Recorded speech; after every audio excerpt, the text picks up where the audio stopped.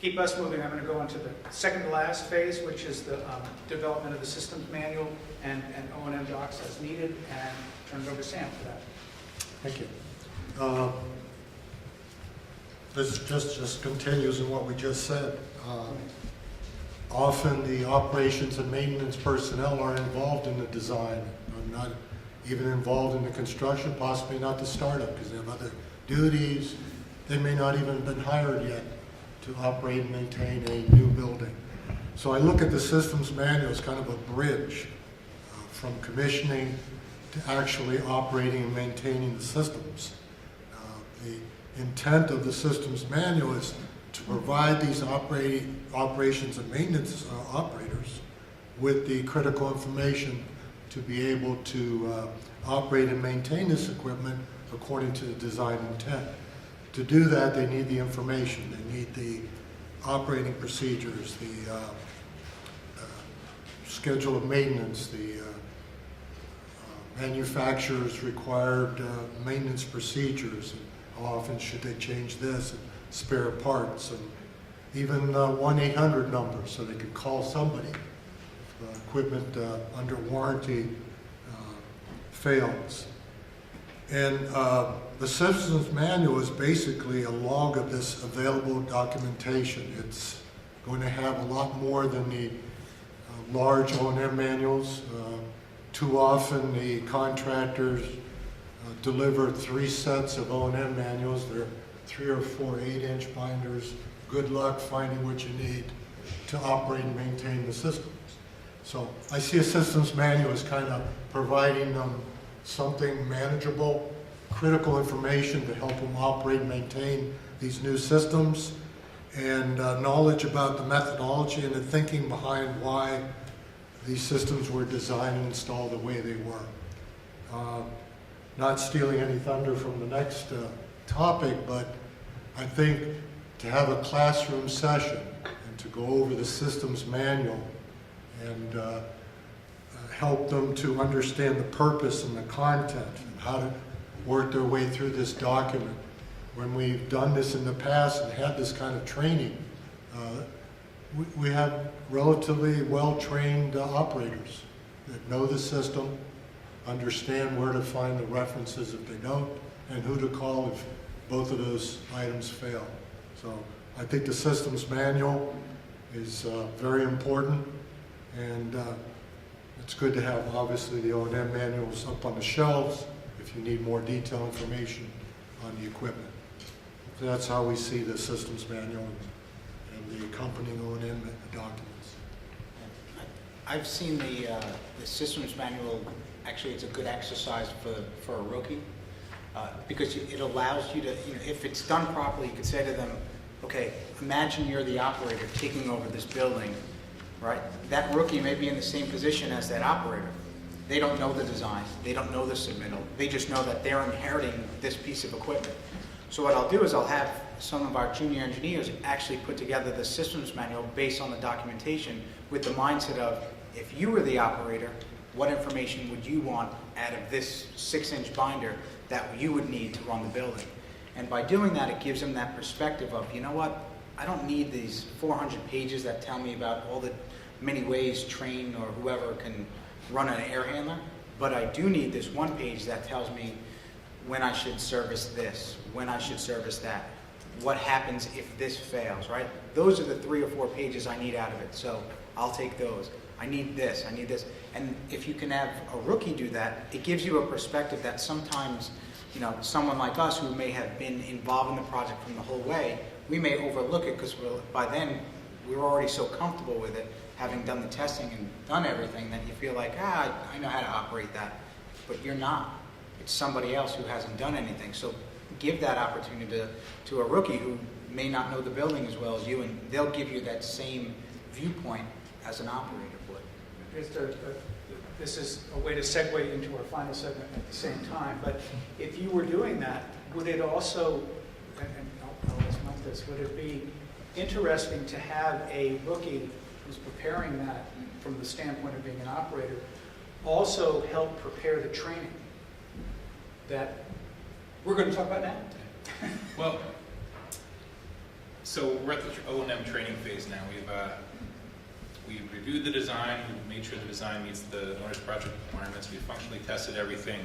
We are at the point now where the building is functioning, and now we just need to sort of hand it off to the O&M personnel who's going to be responsible for operating it for the lifetime of the building. So it's a really critical step.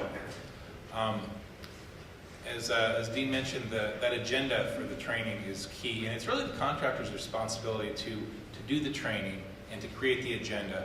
But I'll ask to review the agenda, and if there is no agenda and it's just sort of a show up and what do you want to know, that's not a training. It needs to be more well thought out than that. It's a multi-day thing typically that is broken out by system, and somebody mentioned here it should be a combination of classroom and field exercises. Maybe it's broken up by system per day. And the first day in the morning you're reviewing in a classroom setting the O&M manuals and the systems manuals for the heating system, and then in the afternoon you're in the field looking at what this stuff physically looks like and putting your hands on it. So I will ask to see an agenda, and I'll fill in some gaps and make recommendations on that. But certainly a rookie attending the training, I mean, it's a training exercise, it's a learning exercise. A rookie having prepared that systems manual and seeing how the contractor is demonstrating how this system is supposed to be operated is a great learning opportunity. Commissioning authority will typically attend a sample of the training, probably not all of it, but for the major critical systems, certainly. I like to just sort of be there in a facilitator role. If you can tell if the owner's not getting something, or if he's nodding his head but falling asleep or whatever, and helping him along, maybe asking the questions that he's personally not comfortable asking with, but I know is not clear to him. Prodding his questions a little bit, getting those details out that are critical. And it was also mentioned here that the O&M staff should participate in the functional testing, and that's a great idea. That's the best way to learn how something is supposed to be run, is seeing a demonstration of how it is running in the functional testing phase, and often stuff that didn't pass the first time and what broke and what to keep your eye on. You can't, we're really close. We're meeting the static pressure and airflow set points here, but we're not getting, we don't have enough capacity as we might want. Okay, that's something I need to keep an eye on throughout the whole operation phase of the building life cycle.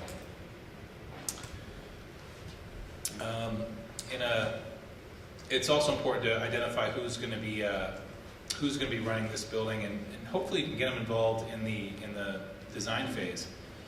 I've seen this specifically with like school campuses, K through 12 schools who run multiple buildings. If they're building a new school, that guy knows what things to look out in a bathroom or in a gym or whatever, and what he doesn't want to see in the next building. It's really important to get those folks' input and not just turn the building over to them, but have them participate throughout the whole commissioning process. I think Mike made a great point. It's kind of a nice trick for a rookie to do is you have them sit in as a plant on those trainings and just have them ask the questions that either one, that they need to know, or two, just nobody else in the room feels, right? Nobody, when that BMS contract is giving you a 1-hour lesson going through 100 screenshots of this is how you change this is how you change that, and not really giving you anything, that's when you can have your person involved and say, wait, how do you do that again? Can you explain it? Well, what happens if this, right? Allow them to be the voice, because a lot, and particularly in Manhattan, a lot of the large campus and hospital operators I deal with, they're not going to admit that they don't know anything, especially if it's in a room with 6 other guys from different shifts and all the other, all their other mechanics in there. No one wants to admit that they don't know something because they're going to get made fun of. So that's where, hey, you know what? I don't know this. They all know that you do because you're the commissioning agent, but potentially that person doing the training doesn't know that, hey, you know what? This person has a valid question, and you can help them dig deeper. The other point I would just want to make too is the training usually happens right before everyone wants to walk off the job. Mark mentioned earlier the deferred testing, and that's also another great opportunity to do additional testing, additional training. Because what happens is, I found that 6 months later, after they went through their initial testing, now they have a whole bunch of questions, right? The first time they came with blank pages, and now you come to that 10-month review or the 8-month review, and they have 3 pages worth of notes of why doesn't this work, how come this happens when I do this. That's a great opportunity to bring whomever it is in a second time and say, all right, let's go into a more detailed training now. So we've actually been pushing a lot of our owners into splitting the training into a field training, an initial field training where they walk through the systems, and then a secondary training at the seasonal review or at the O&M review 10 months in, the warranty review, you're going to have a lot more questions after they've had a chance to, for lack of a better word, play with the system. Just to have a successful systems manual and have a successful training, if you want to get both training and the systems manual documentation from the contractor, you need to be thinking about this in the design phase. So, as you know, if it's not spelled out in the contract documents, you're not going to get it. So during the design phase, we're talking with the O&M staff, understanding what their training needs are, mapping it out so that we know what level of training, how long, what the duration is, so that we have a good training plan in design. It can be put into the contract documents so that the contractor, it's clear that what they need to provide. If they need manufacturers' representatives there, rather like for UPS or other things, that you're getting the people with the right expertise to be able to get at the training. So that's really key. And same with the systems manual. If you don't spell it out in the contract documents, what information you're going to need, and ultimately as the commissioning authority, the expectation is that you're going to compile all this stuff and you have nothing to compile and put together in a systems manual, you'll do that once. But so a lot of these things you need to be thinking about in design. And this concept of getting the syllabus and requesting the syllabus, that's the surest way to raise the level of training is getting a syllabus from the contractor, making sure that who's going to be at the training. I mean, is there a manufacturer's representative that you need? Making sure that somebody that's an expert in some of these more sophisticated pieces of equipment will be there when you need it and to get the training. The syllabus works well to do that.